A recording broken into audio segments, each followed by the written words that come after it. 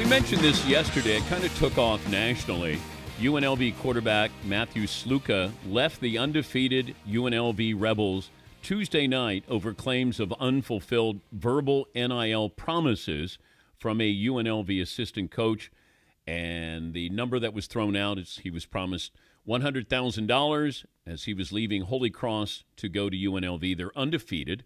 He's played well, and he decides that he's going to transfer and he's going to redshirt, leave UNLV. And we just had Ross Tucker on. Ross goes, he might be getting $500,000 to $1 million if he goes someplace else next season, which he obviously is going to. David Ubben, the national senior college football writer for The Athletic and host of Until Saturday, the Athletics College Football Podcast, joining us on the program. David, how did we get here? How do you summarize exactly what happened? Well, do you want to go through 30 years of NCAA officials putting the line in the sand as the rest of the world and common sense crossed over and they refused to adopt common sense rules? And now you have an NIL landscape with not very many rules and not very many guidelines and no one protecting players, no one protecting programs. And situations like these are going to happen. I mean, this is very different from the Jaden Rashada saga for a number of reasons, but in spirit, it is similar in that you have a kid being promised a lot of money and not being delivered on that money. And the main reason is because of all of those factors at play in the landscape that make this sort of just a lawless place where people are trying to figure it out. And it's very hard to figure out, especially for, kids who are dealing with these situations for the first time ever. And it's only been happening for 3 years and only been happening as it is now for a couple of years. And it's hard to figure out. Yeah, but okay, let's just apply logic. And I know that's rarely done. Yeah, it's college sports. Easy. So he's leaving Holy Cross. He's going to UNLV and says that he was promised $100,000 by an assistant coach. It's a verbal promise. Now you have to go to the collective to get that money. Like there's a disconnect between the coaching staff and the collective because the NCAA says, they can't, coexist here from the standpoint of having contact, which is silly. I don't think there's any way you recruit somebody and then say, I can't promise you anything, go talk to the collective. What kid is going to transfer under that false pretense? So how do they prove or disprove the $100,000 offer from an assistant coach? Well, you can. I mean, I guess there's not a lot of reason for a kid to lie. And if you looked at all the statements that came out yesterday, nobody seemed to be disputing this verbal agreement, but they're disputing that there's a written agreement that they can prove in court that they're going to owe this kid actually money. I don't think he's going to get paid at all. So it goes into this place where there's not a lot of norms, there's not a lot of rules, and so I think that it definitely seems to be true that the coach promised him money. And he wouldn't be the first coach to promise a kid money that they didn't have at the moment. But you get the kid, you think, well, we can get donors, we can get boosters excited, we can pay him on the back end. We can make this happen once we get them. And it seems clear, based on them coming back to the coaching staff, coming back to the collective over and over since February when this deal was ironed out, that they didn't have the money to pay him. That seems clear at this point.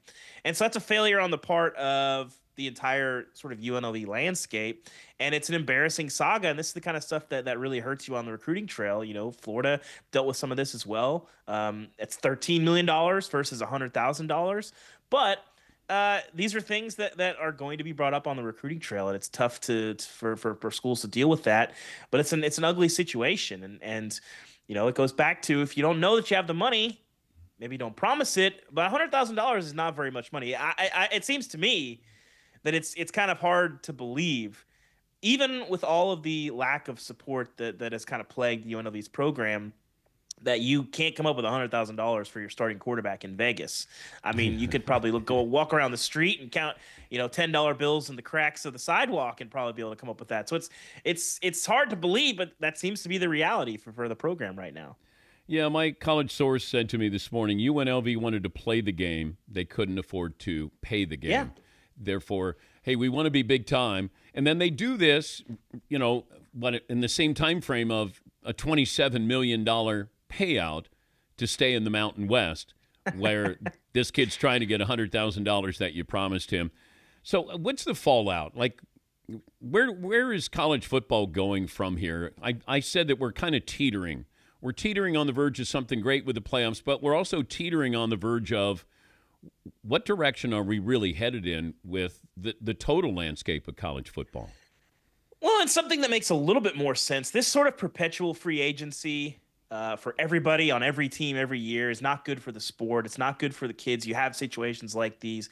This is a public situation, but you hear whispers of kids getting shorted, and they stick around because they're like, well, this is the only way I'm going to get paid is if I just stick around, and maybe if I'm good enough, they decide they're eventually going to pay me. You kind of hear stuff like that, but you don't see guys leaving teams over it very often. So ultimately, what I say with this is you can see in the court cases, you can see in a lot of the legislation that's kind of moving through, is that we're going to get towards something resembling employment, something resembling revenue sharing, where those $27 million checks that you're getting, that's not explicitly TV revenue, but it's basically TV revenue, and the players will get some portion of that. What that exactly looks like, what those percentages look like, I think is still certainly in flux. But when you have no rules and no contracts and anything like that, you have no control over player movement, and the courts have proven that over and over again. But if you get to something resembling employment and something resembling revenue sharing, then you can have contracts, and it makes it harder for kids to leave, and it's not exploitive to limit where guys can go. It's the same thing we see in pro sports. If Patrick Mahomes wants to go join the Patriots tomorrow, he can't do that because he's under contract and nobody complains because he's being paid well and he signed the contract, but you don't have that in college sports right now. So something close to that is coming to bring a little bit of common sense back to the roster management across the sport. It's going to be a collective bargaining agreement here, David. That's where we're headed. Yeah, that you're right, but the issue is that one, you have 85, it's going to be 105 scholarship guys on 134 FBS teams, and it's a transient workforce that's only going to be relevant in the sport usually 1 to 3 years. You're only playing the sport for 4 to 5 years. So that presents some challenges. And you talk to people that are kind of in the mix for trying to become the people that kind of help form this union. They say those challenges can be overcome, but you look at the NFL where you got 32 teams and 53-man roster. That's a much more manageable workforce, and they're going to be there for a little bit longer time. You have leaders, you have guys that are in the league that become faces and understand how these things work for 10 years. You don't have that in college. So in addition to your students at a university as well, which complicates all this as well. So I think ultimately you're right. You'll get to something resembling a collective bargaining agreement, but you have to have something resembling a players association that can collectively bargain on behalf of the players. And they're not going to all agree, and getting a consensus or what players want when that workforce is that big and that transient is a challenge. Does the NCAA have a role in this? Are they playing? Oh, okay. No, this is people in the sport. I think they figured it out a lot during COVID. That the conferences are meeting every day. They're saying, "Hey, what's going on at your campus? What can we do?" This is really when it was laid bare. I think everybody knew it, but during COVID, when they're trying to figure out how do we best serve our athletes, how do we figure out, can we get to a season? Can we get guys back on campus? The conferences are meeting every day. The leadership on the campuses are meeting every day. They go weeks, months without hearing from the NCAA. And I think you talk to people around the sport, like I said, everybody kind of knew the NCAA was MIA on dealing with big picture issues and trying to get to solutions.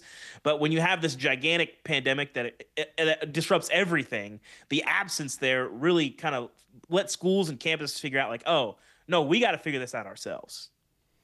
David, good to talk to you. Thanks for joining us. Appreciate it. David Ubben, the national senior college football writer for The Athletic, host of Until Saturday, the Athletics College Football Podcast.